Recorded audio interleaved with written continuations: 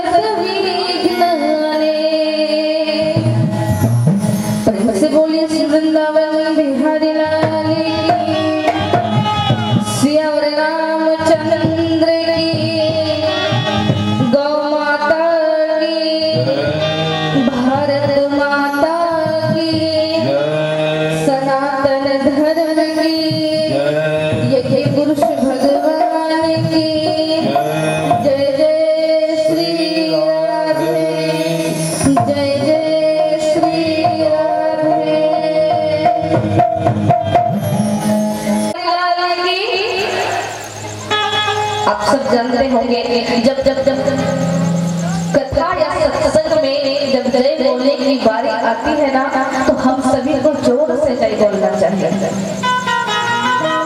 और जब भजन हो तो भजन में ताली की सेवा करना तो परम आवश्यक है।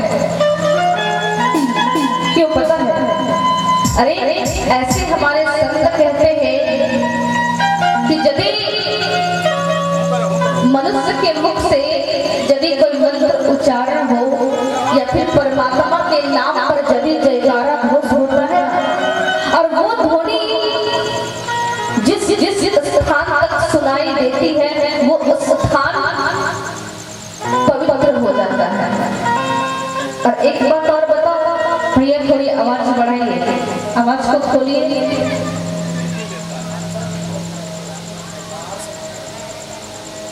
और एक बात और ध्यान देने योग्य है मेरी भैया लोग, थोड़ा समझने का प्रयास कीजिएगा। यदि मुख से आप सभी लोग भजन को गाते हैं या फिर यदि अपने हाथों से ताली की सेवा करते हैं तब क्या होता है पता है? अपने जीवन में जाने अनजाने में अनेक पाप करते हैं। हम तो मनुष्य हैं, आखिर यदि कर्म हमारे द्वारा होता है तो पाप भी हम सभी के द्वारा नहीं होता। जो मनुष्य जाने अनजाने में पाप करता है ना, तो ताली की सेवा करने से, सत्संग में भजन को गाने से शरीर से वो पाप निकल जाता है। और वो पाप निकल करके कहाँ जाता है पता है? कहाँ जाता है? जो अगल बगल बैठे भजन को नहीं गाती है या फिर जो ताली नहीं बजाते हैं, उनके शरीर में जाकर के घुसने का भय रहता है। ये वास्तविक बात है, मैं खुद से नहीं कह रही हूँ। और भैया ये तो आप सब जानते होंगे कि इस संसार में, इस घोर कलिकाल में मात्र एक यही ऐसा स्थान है जिस स्थान में आकर के हम मनुष्य अपने पाप को भुला सकते हैं। और यदि आप सब इस स्थान में आकर के भजन के समय ताली ना बजा करके या फिर जोर से जय ना बोल करके यदि और दूसरे का बचा कुचा पाप यदि अपने साथ ले जाना चाहते हैं तो मर्जी आपकी है। अब डिसाइड आपको करना है, यहाँ पे आकर के पाप को भगाना है या फिर यहाँ से और अधिक पापों को ले जाना है। क्या करना है? भगाना है। तो प्रेम से बोलिए रसेश्वरी राधा रानी सरकार की, भक्तवत्सल भगवान की, काशी विश्वनाथ धाम की। अच्छा, ये तो आप सबों का बहुत ही परम सौभाग्य की बात है कि आप सभी लोग लगातार 4 दिनों से कथा को सुनते हुए आ रहे हैं और आज लेकर के और 4 दिनों तक आप सभी लोग कथा को सुनेंगे। आप सभी लोग कथा प्रेमी है, सत्संगी है। एक बात अवश्य जानते होंगे कि हम सभी जीवों को ये जो मनुष्य तन मिला है वो बड़ा ही दुर्लभ से मिला है। और सबसे महत्वपूर्ण वाली बात है कि हम सभी जीवों को मनुष्य तन मिला, लेकिन ये मनुष्य तन में आज आप सभी को सत्संग की प्राप्ति हो रही है। और मनुष्य को सत्संग की प्राप्ति कब होती है? आप सभी लोग शायद सुने होंगे कि भाग्योदय न बहुजन समर्जितेन सत्संगमं च लभते पुरुषो यदा वै अज्ञान हेतु कृतमोह मदान्धकार नासं विधाय हि तदोदयते विवेकः नासं विधाय हि तदोदयते विवेकः। कि हम मनुष्य को सत्संग की प्राप्ति कब होती है? कथा प्रेमी थोड़ा ध्यान से समझने का प्रयास कीजिएगा। भाग्योदय न बहुजन्म समर्जितेन, जब मनुष्य का भाग्य उदय होता है। कब का भाग्य उदय होता है? जब मनुष्य अपने पिछले जन्म में, मैं ये सब अपनी ध्यान कथा की ओर रखेगा, जब मनुष्य अपने पिछले जन्म में जब कुछ अच्छा कार्य करता है, अच्छा कर्म करता है और जब उस अच्छे कर्म की फल की प्राप्ति और जब उस अच्छे कर्म की पुण्य की प्राप्ति जब मनुष्य को इस जन्म में होता है ना, तब जाकर के उससे सत्संग की और कथा की प्राप्ति होती है। भगवत प्रेम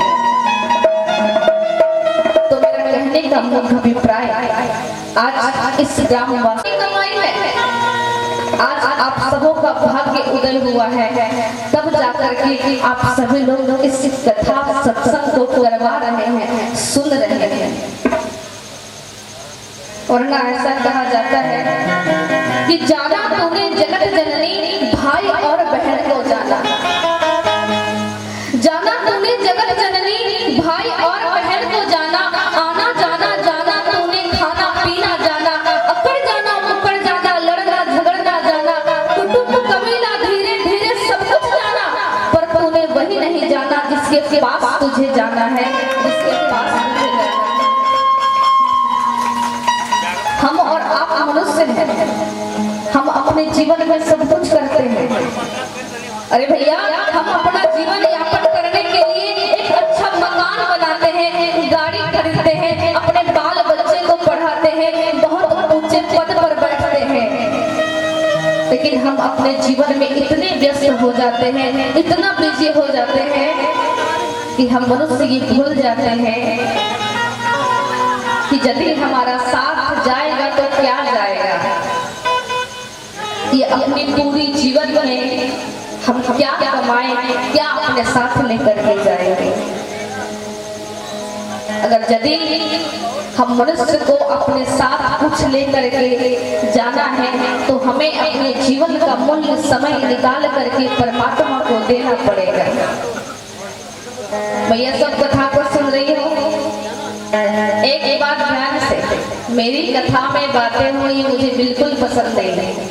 आज तक थोड़ी कथा विलंब से प्रारंभ हुई, थोड़ा हम सबको आने में ही कठिनाई हो गई क्योंकि नई जगह था तो समय से नहीं आ पाए। लेकिन कल समय से कथा प्रारंभ होगी और अच्छी तरह से कथा होगी। प्रेम से बोलिए आनंद कंद भगवान की।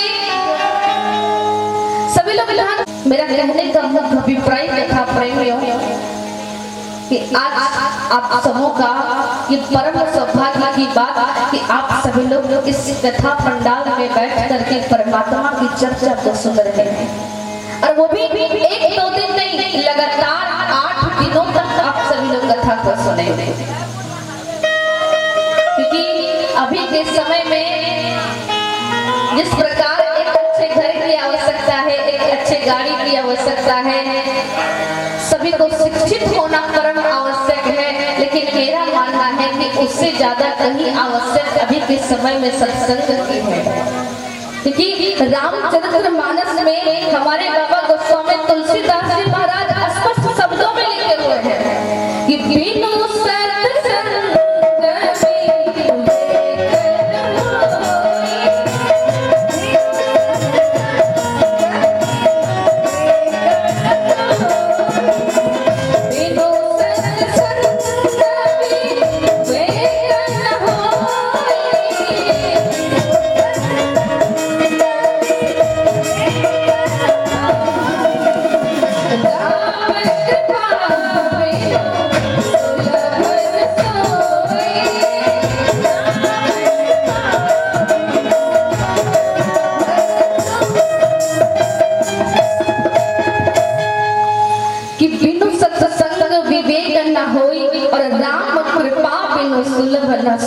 क्योंकि ध्यान से सुनिएगा कि बिनु सत्संग जब तक हम सत्संग में नहीं जाएंगे, हम मनुष्यों के जीवन में विवेक नहीं होगा, और जब विवेक नहीं होगा तो हम परमात्मा को नहीं जान पाएंगे। और भैया, आप सब जानते हैं कि परमात्मा की मर्जी के बिना हम अपने जीवन में एक श्वास भी नहीं ले सकते हैं। और जब तक परमात्मा की कृपा नहीं होगी तब तक हम मनुष्यों का भाग्य सुधर सकता है क्या? क्यों मेरे भैया, सब इस कलिकाल रूपी भवसागर से हमारा और आपका जीवन मेरा पार लग सकता है क्या? नहीं लग सकता है। एक छोटी सी उदाहरण आप सभी लोग सुनेंगे, उसके पश्चात विषय वस्तु की ओर चलेंगे। अच्छा, एक बात बता दीजिए, कल आप सभी लोग कौन सी कथा को सुने थे?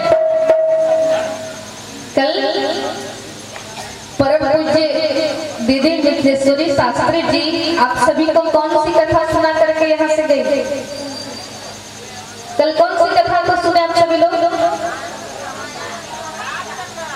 कल राम जन्म की कथा को सुने। अरे वाह, राम जन्म। अच्छा, तो आप सभी लोग जान गए कि परमात्मा इस धराधाम पर क्यों आए?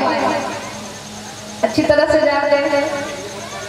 एक बार प्रेम से बोलेंगे, प्रेम से बोलिए चारों भैया की।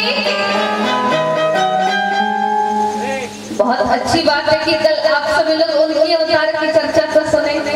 और आज समय अनुसार, जब तक मेरा समय है तब तक मैं आज उनकी बाल लीला की चर्चा आप सभी को सुनाऊंगा। क्योंकि भैया, यदि कथा विषय वस्तु से ना हो तो कथा सुनने का कोई लाभ प्राप्त नहीं होता है।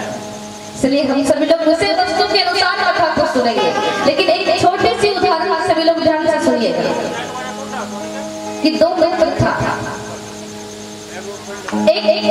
उस दो मित्र में एक जो मित्र था वो अंधा था। एक बार क्या हुआ कि वो अंधा मित्र अपने मित्र के यहाँ उससे मिलने के लिए गया। जब वो अपने मित्र के यहाँ मिलने के लिए गया, बैठा, चाय नाश्ता हुआ, बातचीत शुरू हुई। अब बातें करते करते शाम हो गई।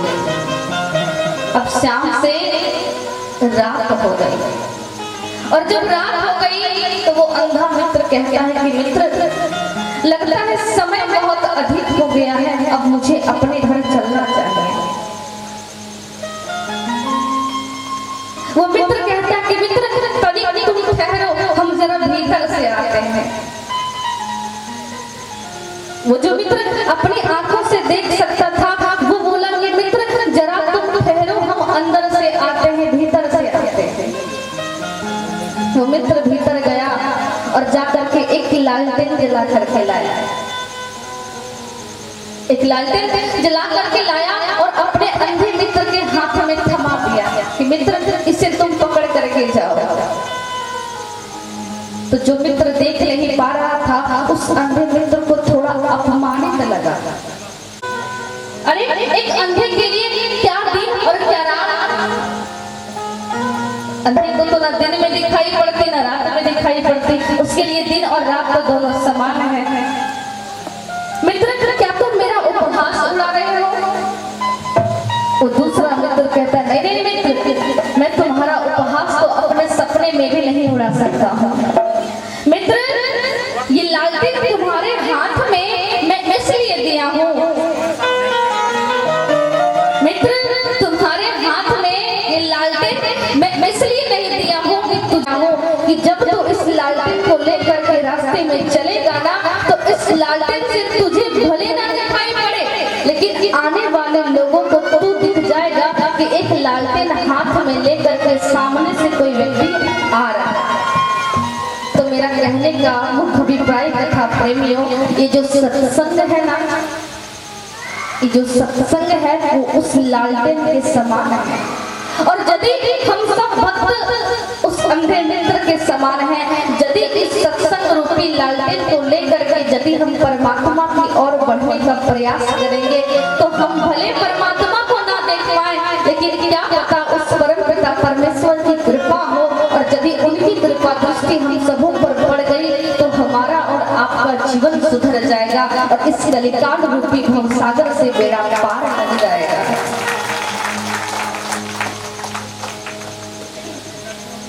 तो ये है सत्संग की महिमा। जब तक मनुष्य सत्संग में नहीं जाएगा तब तक मनुष्य का जीवन कभी कल्याण नहीं हो सकता। अच्छा, आज तो समय बहुत अधिक नहीं है, कथा भी होनी बहुत जरूरी है, तो हम सभी लोग चलते हैं अवधाम। कल आप सभी लोग सुने होंगे कि राजा दशरथ को चौथे पन में 4 पुत्र की प्राप्ति हुई, और जब पुत्र की प्राप्ति हो गई तो उस अवध में क्या बधाइयां हो रही थी, क्या सभी लोग झूम रहे थे, नाच रहे थे, मिठाई बांट रहे थे, बहुत खुशहालियां थी कि नहीं? आइए हम सब भी अवधाम की ओर चलते हैं और दोनों हाथों से ताली की सेवा करते हुए मीठी मीठी बातें।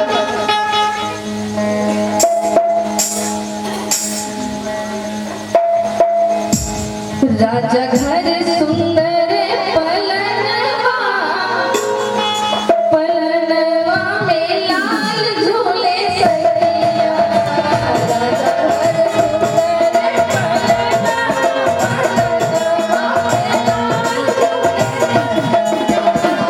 राजा घर सुंदर पलनवा, पलनवा में लाल झूले। राजा घर सुंदर पलनवा, पलनवा में लाल झूले सैया।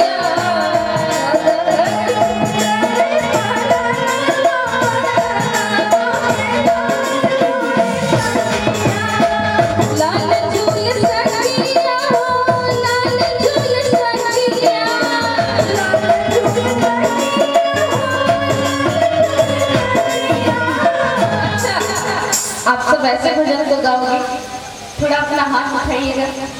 अरे राम, क्या आप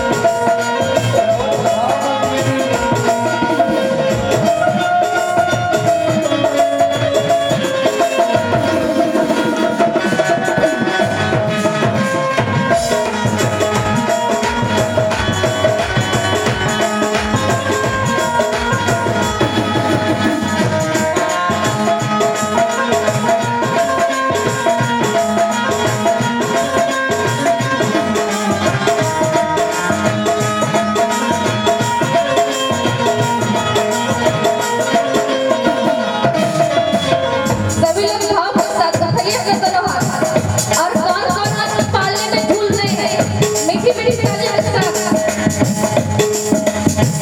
चारों भैया झूले तीनों मैया झुलावे चारों